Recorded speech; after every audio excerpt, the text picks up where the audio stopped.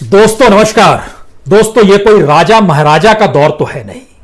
अब तो ऐसा दौर आ गया है कि जनता अपने सेवक को चुनती है और सेवक जनता की सेवा के लिए प्रतिबद्ध रहता है। वो जनता के बारे में ही सोचता है और उसकी एवज में जनता टैक्स देती है।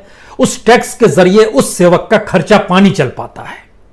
क्योंकि राजा महाराजा का जिक्र होता तो फिर राजा महाराजा तो कुछ भी टैक्स लाद देते और जनता की स्थिति कैसे भी होती, लेकिन महल में कैद राजा कहां जानता है कि बाहर किस स्थिति में जनता जी रही है।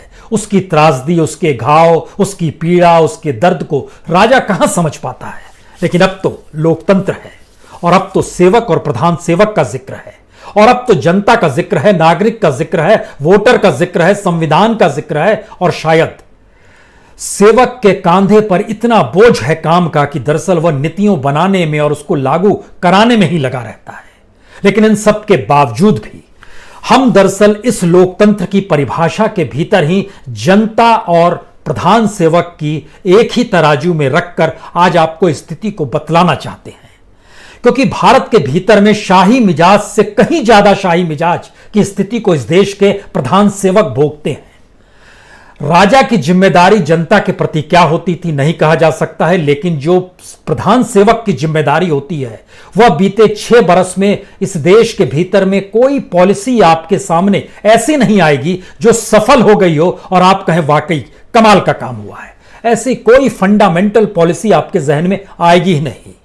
तो आइए जरा सिलसिला शुरू करते हैं और प्रधान सेवक के घर से बात शुरू करते हैं। क्योंकि 12 एकड़ में फैला हुआ यह घर और इस घर के भीतर में अपरंपार सुविधाएं, 1-2 बंगले नहीं बल्कि 6 बंगलों को मिलाकर बनाया गया 12 एकड़ का विशालकाय घर।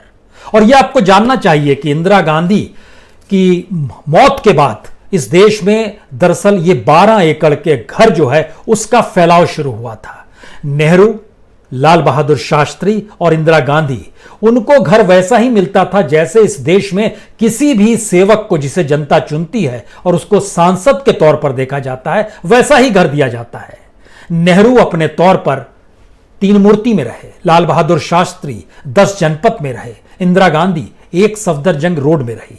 लेकिन राजीव गांधी के बाद से 7 RCR 7 रेस कोर्स नाम, जो कि 2016 में बदलकर 7 लोक कल्याण, यानी इसमें भी लोग और कल्याण दोनों को जोड़ दिया गया। लेकिन नाम पे मत जाइएगा, क्योंकि यह 12 एकड़ में फैले हुए घर के भीतर क्या है, उसमें 1 number, 3 number, 5 number, 7 number, 9 number और 11 नंबर को भी समाहित कर लिया गया है। तो 6 बंगले इसके भीतर में समाहित हैं। और भारत के भीतर में जो सांसदों को बंगला लुटियंस की दिल्ली के भीतर मिलता है वो तकरीबन हर बंगला 2.5 से 3 एकड़ में फैला हुआ होता है। तो इसमें 6 बंगले हैं तो अंदाज लगा लीजिए कि वो लगभग 15 एकड़ का, 12-15 एकड़ का तो होगा ही। इस घर के भीतर में क्या, इस घर के भीतर में 1 नंबर के बंगले में हेलीपैड है। हेलीपैड जहां से हेलीकॉप्टर रखे हुए हैं, उड़ के वहां से प्रधानमंत्री जा सकते हैं। ये 2003 में शुरू हुआ था। 3 नंबर पे आइएगा तो ये एक लिहाज से अपना अपना घर जो बनाते हैं, मनमोहन सिंह 3 नंबर में रहते थे, मौजूदा वक्त के प्रधानमंत्री ने अपना घर 5 नंबर में बना लिया है। तो 3 नंबर यूज किसी दूसरे काम के लिए होता है, 5 नंबर में उनका घर है। 7 नंबर को पंचवटी के तौर पर अटल बिहारी वाजपेयी ने बनाया था और इस पंचवटी के भीतर ही मोर है, इसके भीतर ही सेमल के पेड़ हैं, इसके भीतर ही गुलमोहर के पेड़ हैं, अर्जुन वृक्ष हैं, तरह तरह के पक्षी यहां पर हैं और बड़ा शानदार माहौल रहता है। इस पंचवटी के भीतर में कॉन्फ्रेंस हॉल भी है, लगभग 300 लोग बैठ सकते हैं, 2-3 कॉन्फ्रेंस हॉल तक है। बड़ी खूबसूरत जगह है ये। 9 नंबर में खासतौर से सिक्योरिटी के लिए SBG की व्यवस्था की गई है, जो स्पेशल प्रोटेक्शन ग्रुप है उसके तमाम लोग वहां पर रहते हैं। और 11 नंबर दरअसल पृथ्वीराज चौहान जब आखिरी वक्त में दिल्ली में मंत्री थे, 11A में रहते थे, उनसे भी वो घर लेकर शामिल इसी में कर लिया गया, क्योंकि इस देश के प्रधान सेवक को बहुत बड़ा घर चाहिए। इतना ही नहीं, इस देश के भीतर में जो परिवर्तन हुआ सफर को लेकर, वह भी एम्बेसडर गाड़ी जो सिडान गाड़ी बनाते थी यहाँ के हिंदुस्तान मोटर, वह लगभग चलती रही। अटल बिहारी वाजपेयी ने आकर वहां से दूसरी कंपनी की गाड़ी चुनी, BMW, और उसके बाद से अटल बिहारी वाजपेयी, मनमोहन सिंह और अभी प्रधानमंत्री मोदी सब BMW गाड़ी पर चलते। एक गाड़ी पर नहीं चलते, 6 गाड़ियां इनके पास, जो एक ट्रैक में चलती है, एक साथ चलती है, पता ना चले कि किस गाड़ी में कौन है। और ये गाड़ी अत्याधुनिक है। इस 12 एकड़ के भीतर में पावर स्टेशन भी है। इसके भीतर में एम्स के डॉक्टरों और नर्सेस की एक टीम 24 घंटे रहती है, ड्यूटी पर रहती है। एम्बुलेंसेस भी इसके भीतर में है। 6 BMW कार का हमने आपसे जिक्र किया जो 7 सीरीज की है। फिल्म स्क्रीनिंग करानी हो तो कहीं प्रधान सेवक को बाहर जाने की जरूरत नहीं है, भीतर में ही फिल्म स्क्रीनिंग की जगह भी है। और इतना ही नहीं, बल बाकायदा जो हवाई जहाज से जब सफर करते हैं प्रधान सेवक तो उसमें एयर इंडिया का A1 जहाज है। इसके भीतर में सूट है, लॉन्ज है, कार्यालय है, सब कुछ है, सारी सुविधाओं से भरपूर है। इसके अलावे भी इस देश की वायुसेना ने 3 जहाज प्राइम मिनिस्टर के लिए रख रखे हैं, जिसका एक का नाम है राजदूत, एक का नाम है राजहंस, एक का नाम है राजकमल। ये 3 बिजनेस सूट है अपने तौर पर जो सफर में आते हैं। इस 12 एकड़ को संभालने के लिए तकरीबन 200 कर्मचारी ऐसे हैं जो माली हैं, नौकर हैं, या फिर जो लेबर क्लास है उसके जुड़े हुए हैं, और ये इलेक्ट्रीशियंस की संख्या कहिए 200 ऐसे हैं। कुल मिला लीजिएगा तो तकरीबन 1000 लोग तो संभालते हैं इस 12 एकड़ में फैले हुए प्रधान सेवक के घर को। ये बताने की जरूरत आपको इसलिए पड़ी क्योंकि ये पूरा पैसा टैक्स पेयर का ही है, जनता का ही पैसा है। जनता को कोई असर होता है या नहीं होता है नहीं कह सकते हैं, लेकिन जनता की हालत क्या है जब वो बताएंगे तो हो सकता है आपके जहन में कुछ सवाल उठ जाएं। लेकिन 1000 लोग एक प्रधान सेवक की सुविधाओं के लिए, सुरक्षा के लिए, तमाम जरूरतों को पूरा करने के लिए, क्योंकि हम लोग मानकर चलते हैं इस देश को चलाना कोई आसान काम नहीं है। बेस्ट ब्रेन चाहिए हमको इस सरकार को चलाने के लिए, इस देश को चलाने के लिए। जो सरकार काम कर रही है वो बेस्ट ब्रेन को साथ रखती है।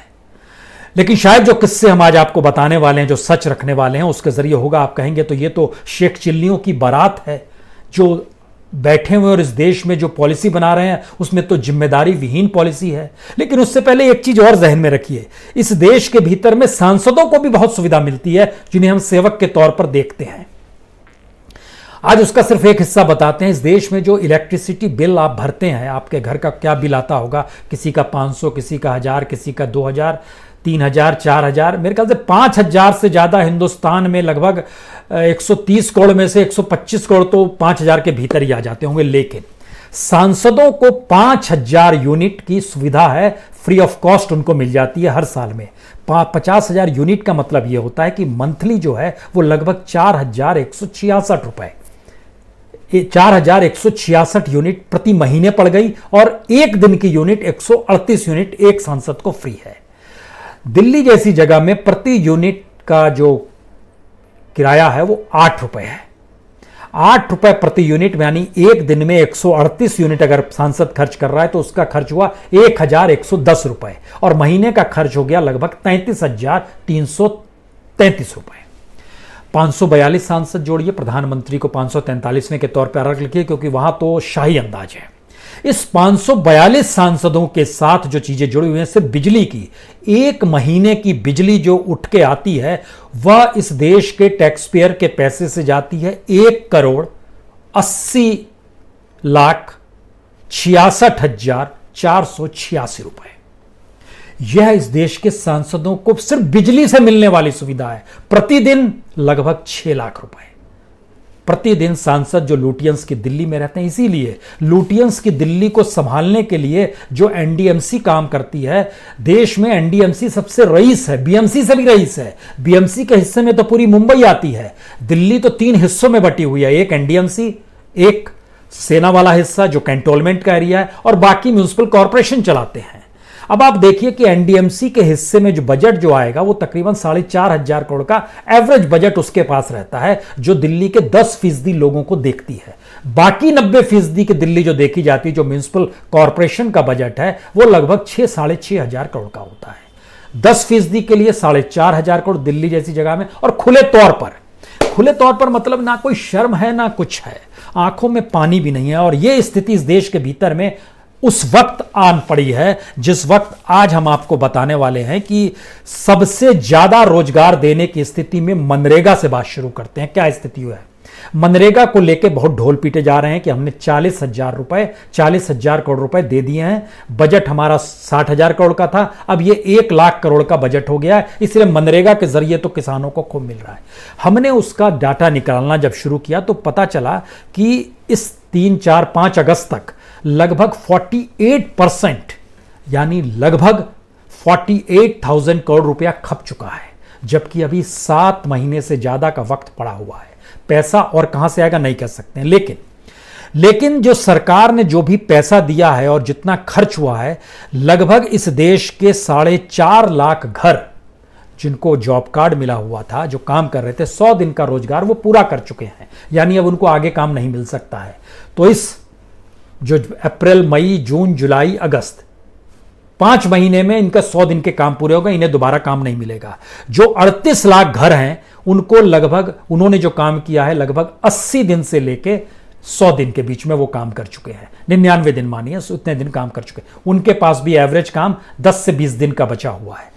हमने जब इस चीज को निकाला कि अब वाकई जितनी बड़ी तादाद में मनरेगा के तहत लोग काम करते हैं, उतना पैसा सरकार 1 लाख करोड़ अगर बजट बना रही है तो हो जाएगा क्या पूरा? बिल्कुल नहीं होगा, क्योंकि सरकार ने जितना दिया है उसमें 14 करोड़ लोगों को सिर्फ 1 साल में 60 दिन का काम मिलेगा। और एवरेज स्थिति यह रही है जब से यह चालू हुआ है, 5 से 6 करोड़ से ज्यादा लोगों को काम मिल नहीं पाता है मनरेगा के तहत ही। लेकिन हमने 14 करोड़ जोड़ दिया, सभी को जोड़ दिया। सभी को भी देंगे तो आप 60 दिन ही काम दे सकते हैं। 60 दिन काम देंगे और 240 रुपए कर दिया गया है 1 दिन का।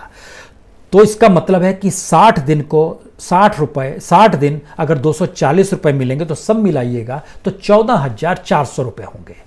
यानी एक व्यक्ति के हिस्से में 14,400 रुपए आए तो पर डे उसके पास आ रहे हैं सिर्फ 39 रुपए 45 पैसे।